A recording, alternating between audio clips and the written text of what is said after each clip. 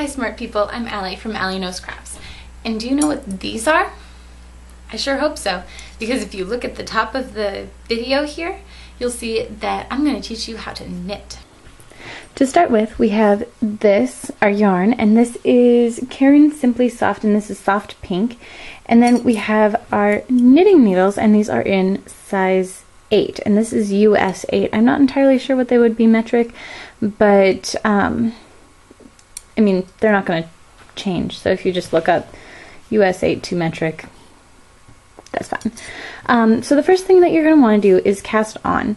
And the way you cast on, well, there are two ways that I know of to cast on. And the first is the way I like to do, and you want enough yarn for your stitches. So say we just have that much, and you're going to create a slip knot. And to create a slip knot, I kind of like to hold the yarn here so that the ball of the yarn is up at the top, and then the tail, this is the tail, is down here. So you kind of create an X like this, just kind of going over and around, and then you're going to slip this off, and you see how you get a kind of pretzel-like shape? All you're going to do is take one of your needles and put it through this loop. And there you go. There's your slip knot. So now, and you're going to do this for both cast on ways, this slip knot. Okay, so you're going to grab the tail of the yarn like this, and then you're going to bring your thumb underneath this yarn and then put your needle right in this loop here. From there, you're going to take the yarn from your ball of yarn and wrap that around your needle. And then with the loop from your thumb, you're just going to bring that right over the top of the needle. So to see that again, you just go under this thumb loop, around the needle, and then back over.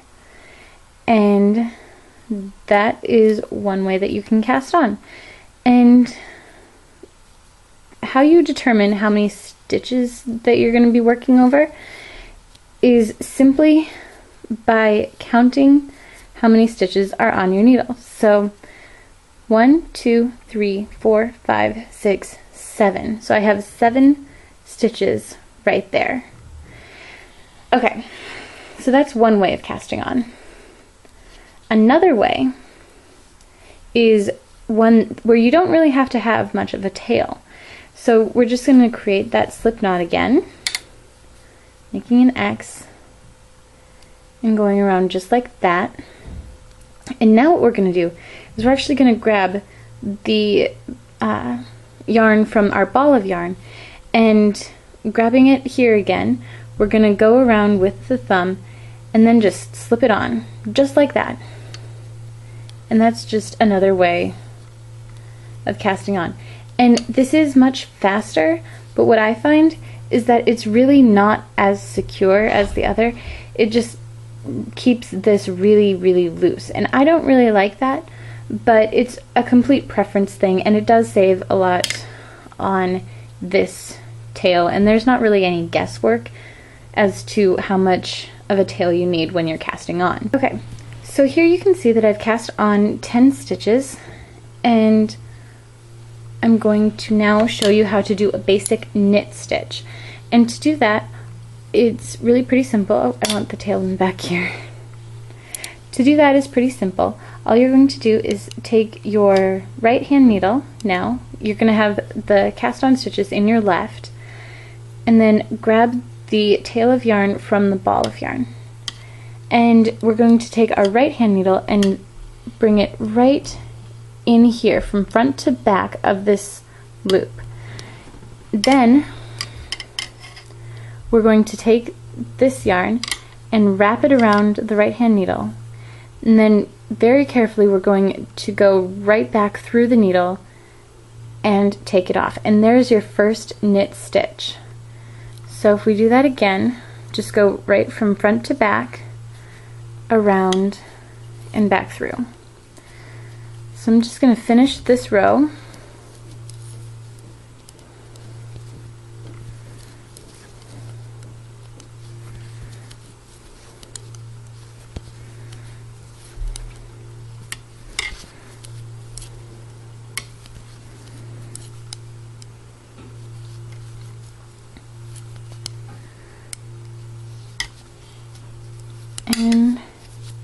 there you go. That's a basic knit stitch. And I'm gonna knit a few more rows and then come right back to you to kind of show you what it looks like if you keep knitting this way. Okay, so I've just been knitting along and this is what it looks like. See, there's kind of a ridge-like thing that's created, and it looks the same on both sides, and this is what's called a garter stitch. And yeah, that's really all there is to knitting. So from there, I think you guys are, well, I mean, obviously I think you guys are smart. So I'm actually going to show you how to do the other main stitch, and that's called purling.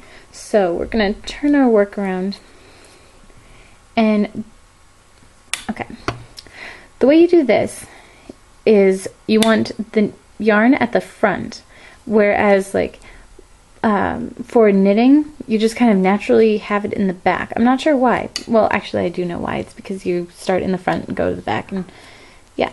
But this time you want to start with your needle in the back behind this yarn. And so you're going to go from back to front. So this is really basically just an inverse of the knit stitch. So we're going to go from back to front and then wrap this yarn around the needle again and then go backwards through that loop. And there you go. That's a purl stitch. So we're going to do that again from back to front and around. And there you go. And see, this is kind of just creating ridges, and I don't know, they kind of look cool, I think, but they do create two more different textures. So from the garter stitch, that's just plain knitting, and then if you knit a row and then purl a row, then you get something completely different, as you can kind of see already. So I'm going to quick go and do some more of this, just knit a row and purl a row, and I will show you what that looks like. So this is what knitting one row and then purling one row looks like. And this is called a stockinette stitch right here. And then if you turn it over, you get something completely different. And this is called seed stitch. And you can tell it's not all that different from just plain garter stitch, but there's not, like, okay, if you look at the garter stitch, there's kind of a break in here. There are these ridges. No such thing exists in the seed stitch, so you can definitely tell like where it ends. So yeah, those are the basics, the three main textures that you have, and how to do knitting and purling. So I hope you've enjoyed this tutorial on how to knit and purl, and I hope that it's helpful. I really do. If you want to see more videos, I will be adding to this kind of collection, teaching how to do ribbing, increases, decreases, stuff like that. And I might even show you how to make this little guy. Well, actually, this is a girl. Her name is Shanti, and she's named after Shanti Priya from Om Shanti Om, the Bollywood movie. But I don't know, I feel like I don't want to say that I'm filling a void, because I'm not sure if I'm being helpful or not. But I couldn't really find a free elephant pattern online that I really liked, and I like Shanti a lot. So if you're interested in learning how to make Shanti, keep watching. Eventually I will show you how to do that, but I do kind of want to get through the basics first. Okay? So yeah, hit subscribe and you can find out more. I'll talk to you guys later. Bye!